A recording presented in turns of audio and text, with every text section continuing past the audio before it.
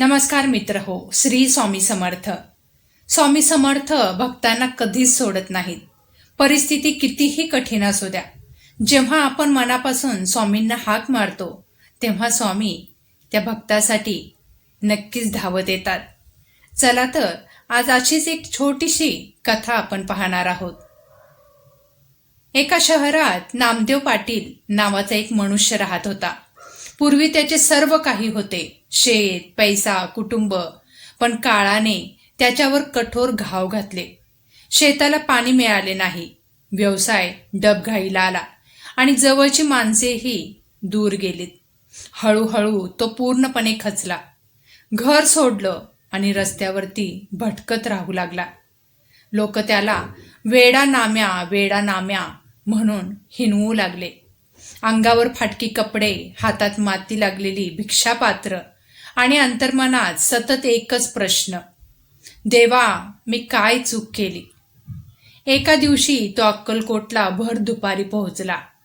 अंगावर प्रखर उन्हाचे तडाखे, डोक्यात भूक आणि मनात अंधार. तेवढ्यात एक ज्येष्ठ व्यक्ती त्याला म्हणाली, इथे स्वामी समर्थ महाराज आहेत, त्यांच्याकडे जा रे बाबा. नाम्या थेट वडाच्या झाडाजवळ गेला, जिथे स्वामी बसले होते. तो धापा टाकत स्वामींच्या पायाशी पडला. स्वामी मंद स्मित करत म्हणाले, अरे उठ, तू कोण वेडा? तुला आम्ही ओळखतो, फार कष्ट भोगलेस रे तू. नाम्या थरारला. त्याच्या डोळ्यात आसवे आले. माझा सर्वांचा पाठिंबा तुटला हो स्वामी, आता तुम्हीच माझे आधार आहात. स्वामींनी त्याच्या डोक्यावर हात ठेवला. क्षणभरातच नाम्याच्या शरीरातून जणू काही विजेचा प्रवाह गेला. स्वामी हसतमुख म्हणाले, जा, उद्या सकाळी तुला तुझे सगळे भेटेल.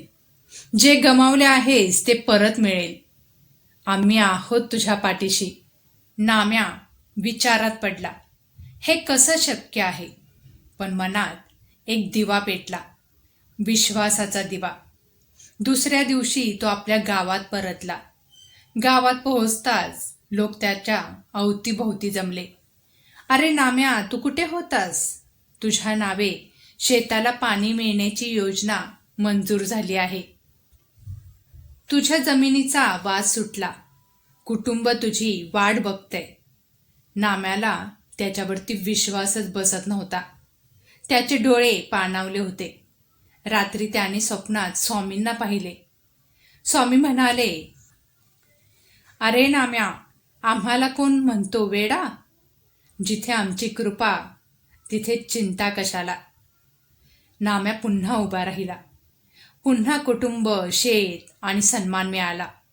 तो रोज स्वामींच्या नावाचा जप करू लागला. ओम श्री स्वामी समर्थाय नमः. ओम श्री स्वामी समर्थाय नमः. ओम श्री स्वामी समर्थाय नमः. आणि तो सांगायचा, मी जगण्याचे कारण स्वामींनी मला परत दिले आहे. स्वामी समर्थ भक्तांना कधीच एकटे सोडत नाहीत. परिस्थिती कितीही कठीण असो, जेव्हा मनापासून तुम्ही हाका मारतात तर तेव्हा स्वामी नक्कीच धावून येतात. तर बघा मित्र हो, तुम्हाला ही छोटीशी कथा कशी वाटली मला नक्की कमेंट करून सांगा. व्हिडिओ आवडला असेल तर व्हिडिओला लाईक करा. स्वामींवरती विश्वास आणि श्रद्धा ठेवा आणि आपल्या चॅनलला सबस्क्राईब करा. सेवा करा आणि सेवेकरी व्हा. श्री स्वामी समर्थ. जय जय स्वामी समर्थ. धन्यवाद.